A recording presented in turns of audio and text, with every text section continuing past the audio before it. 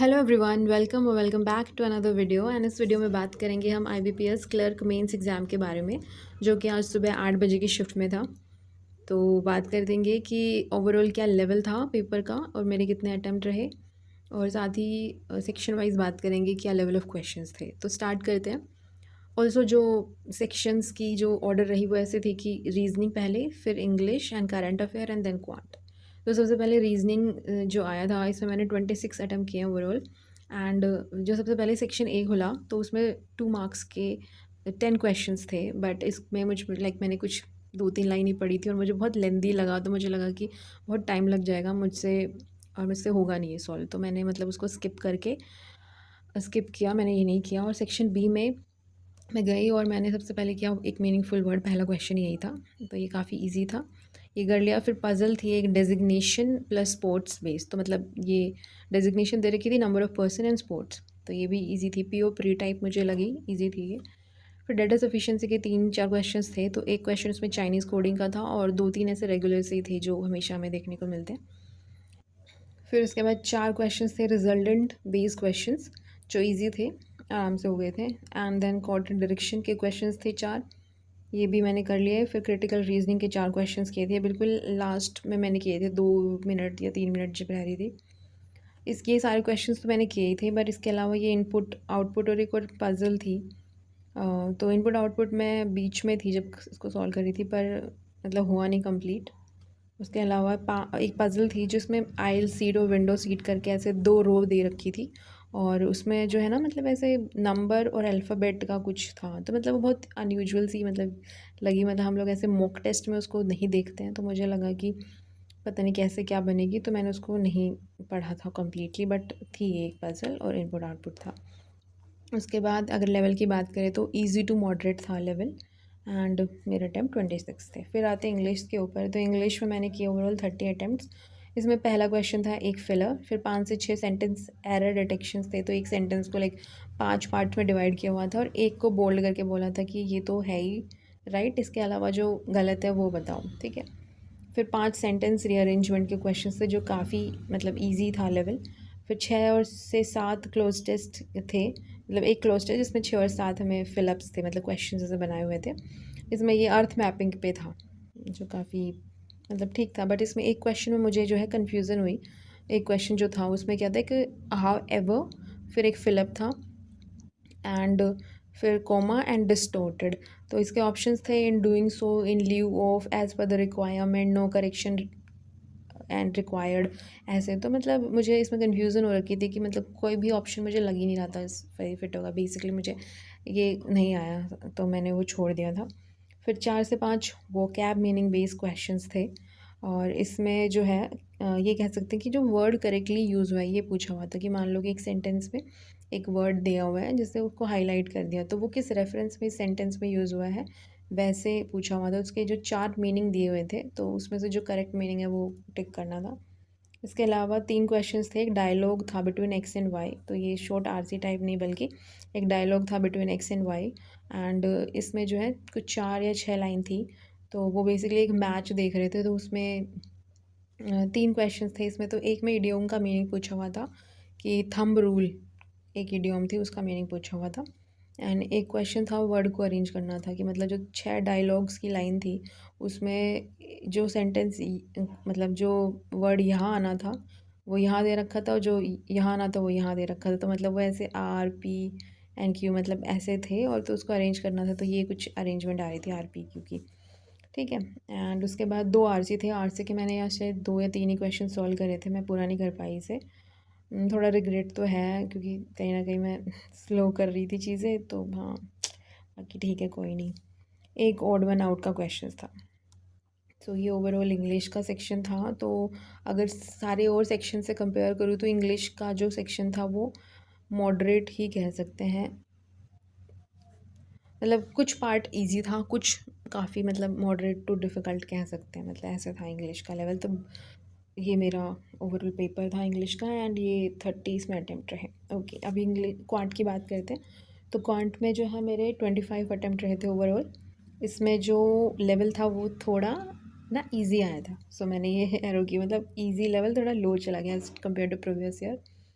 तो इसमें मेरे 5 अप्रॉक्सीमेशन, मतलब ये देख रहे हो 16 मार्क्स का स्पीड मैथ आया था और कोई ऐसे बहुत ही डिफ़िकल्ट नहीं आया, बहुत डुएबल था।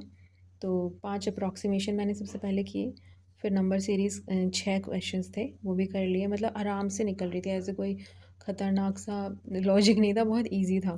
और 5 क्वाड्रेटिक इक्वेशन, ये भी बहुत डुएबल थी।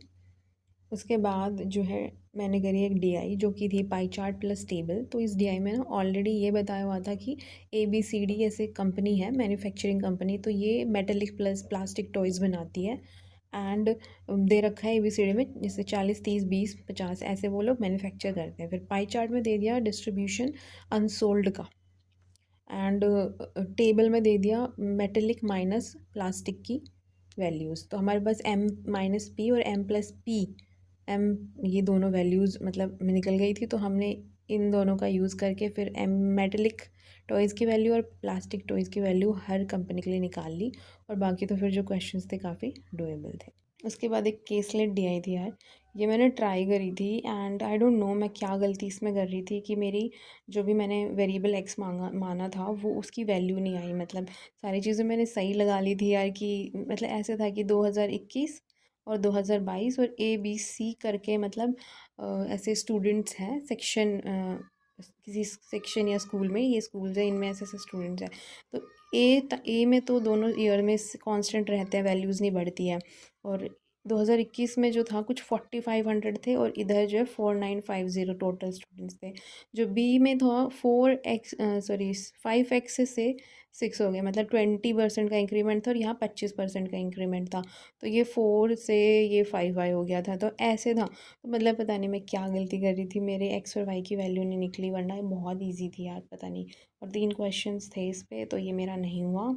उसके अलावा फिर मैंने एक ट्रेन का क्वेश्चन करा जो ईजी था, एंड बॉटन स्ट्रीम क्वेश्चन करा, ये भी मेरे को याद है कि कैसे क्या था। और इसके अलावा टाइम एंड वर्क का क्वेश्चन करा, पार्टनरशिप का। और डीआई जो बार ग्राफ थी वॉट कास्टेड, ये मुझे बहुत लेंथी लग रही थी, तो मेरा पता नहीं ऐसे मन ही नहीं हुआ कि मैं उसे उठाऊँ, तो ये नहीं की मैंने। और एक और गैस लेट डी आई थी, वो भी एंड थे, मतलब लास्ट में थी बिल्कुल वो, ये भी मैंने नहीं की। तो ऑल ओवर जो ऊपर के क्वेश्चन है ये मैंने सारे किए, तो मेरे टोटल अटैम्प्ट हुए 25। तो इस क्वांट का लेवल भी काफ़ी कम था, मतलब बच्चों ने मतलब 35+ भी अटैम्प्ट करे हैं जिनकी स्पीड अच्छी है। तो बेसिकली बात स्पीड की ही है, पेपर काफ़ी डुएबल था, जिनकी स्पीड अच्छी है उन्होंने बहुत अच्छे अटैम्प्ट किए हैं इसमें।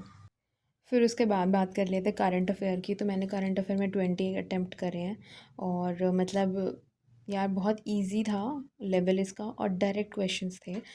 मैंने एक क्वेश्चन देखा था मार्च का, एंड आई डोंट रिमेंबर कि एग्जैक्टली क्वेश्चन क्या था, पर उसमें मार्च 2024 मतलब ऐसे ब्रैकेट में लिखा हुआ था, तो मैंने ध्यान नहीं दिया उस पर, तो मैंने छोड़ दिया, तो मुझे नहीं आता था। फिर बात करते हैं कि कैसे क्या क्वेश्चंस पूछे हुए थे, कि NPCI की एक सब्सिडरी है NBSL, उसमें बी का मतलब पूछा हुआ था, तो ये भीम है, ठीक है। उसके बाद NPCI की एक और क्वेश्चन था कुछ कोर, पता नहीं बैंक के बारे में, मुझे नहीं याद वो, और ये मैंने नहीं किया शायद।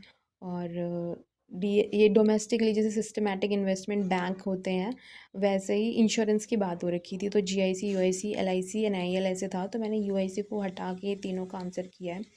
एंड ये आयुष्मान भारत हेल्थ डिजिट जो मतलब नंबर है उसमें कितना डिजिट होते हैं ये था। ओलंपिक में पूछा हुआ था कि जैसे मनु भाकर है वो शूटिंग से रिलेटेड है, और क्या कहते हैं नीरज चोपड़ा एथलेटिक है, एथलीट है, वो क्या कहते हैं जेवलिन थ्रोअर है ऐसे। स्वप्निल कुशाले शूटर है, और एक सरबजोत सिंह, उनका मुझे याद नहीं किया है, पर मैंने सरबजोत सिंह का ही टिक किया है आंसर, ये मैंने किया। उसके बाद लोकल करेंसी सेटलमेंट सिस्टम में मैंने I think all of the above करा है, बट मैं नाइजीरिया को लेकर कंफ्यूज थी, पर मैंने फिर भी तीनों ही कर दिए। ई गवर्नेंस इनिशिएटिव के क्वेश्चंस थे, मैंने शायद सेकंड या थर्ड कुछ ऑप्शन टिक किया, मुझे ध्यान नहीं है क्या टिक किया। फिर टाटा पावर किस बैंक के साथ उसका एक सोलर पावर को लेके कोई MOU था, वो था। मैक्सिमम वेटलैंड एरिया किस स्टेट में है, तो ऑप्शन में वेस्ट बंगाल गुजरात महाराष्ट्र ऐसे था। उसके बाद नेशनल स्पेस डे की थीम थी जो कि काफ़ी इजी क्वेश्चन था। उसके बाद बायो E3, मुझे नहीं पता था इसका आंसर।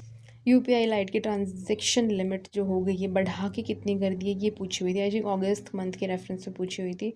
तो ऑप्शंस में तो यार 500 200 1000 और 1500 थे, तो मैंने तो 1000 किए हैं, बाकी मैंने इसको चेक भी नहीं किया अभी। और सॉइल क्लिनिक को लेके एक क्वेश्चन था, एक वर्ल्ड बैंक का, एक फाइनेंशियल एफेटिव का हेडक्वार्टर, एडीबी के बारे में, शिखर धवन का एक क्वेश्चन था, मैंने नहीं किया। डायमंड के बारे में एक बात पूछी हुई थी कि अभी एक डायमंड डिस्कवर किया हुआ है, किस कंट्री या किस जगह से किया हुआ है, ये पूछा हुआ था। एक कटल हार्वेस्ट फेस्टिवल है, तो कट्टापट्टू करके कुछ नाम थे, मुझे ध्यान नहीं है, मुझे नहीं पता था किस स्टेट में है ये। So this was all about this exam guys. And अभी बात करें तो वही अटैम्प्ट मेरे कितने रहे, रीजनिंग में 26, इंग्लिश में 30, करंट अफेयर में 20, क्वांट में 25। मतलब कहीं ना कहीं मैं रीजनिंग और क्वांट में बढ़ा सकती थी अपने नंबर, बट हाँ मेरी स्पीड में मतलब मुझे इशू लगे, मैं नहीं कर पा रही थी बहुत जल्दी में। मतलब क्वांट में तो फिर भी मैंने थोड़ा स्पीड कर ली थी, पर रीजनिंग में नहीं हुई मुझसे speed. But overall I am quite satisfied. बाकी अभी रही बात एक्सपेक्टेड कट ऑफ की, वो मुझे सही में नहीं पता है, बट डेफिनेटली इतना तो कह सकती हूँ कि पिछली बार से जो है हाई रहने वाली है कट ऑफ, मतलब थोड़ी हाई तो रहेगी, क्योंकि जो एग्ज़ाम लेवल है वो क्या हो गया है, काफ़ी लो था, एग्ज़ाम का लेवल लो था, इसलिए कट ऑफ जो है हमारी हाई रहने वाली है। मतलब थोड़ा बहुत 1-2 नंबर का कुछ डिफरेंस दिखे, पर मुझे लगता है कि कट ऑफ हाई जाएगी, इसलिए मैं थोड़ी स्केप्टिकल भी हूँ कि हो गए नहीं। अगर बहुत एक्यूरेसी भी रहती है तभी चांस है। और लास्ट ईयर आई थिंक 38 थी क्या हरियाणा से शायद, तो इसमें ज़्यादा मतलब थोड़ा बहुत तो मतलब देखने को मिलेगा कि कट ऑफ हाई जाएगी। बाकी इतना ही था इस वीडियो में यार। आप लोगों ने कितने अटेम्प्ट किए जिनका भी IBPS क्लर्क मेंस था, प्लीज़ डू कमेंट डाउन, और मिलते हैं अगली वीडियो में। Thank you everyone.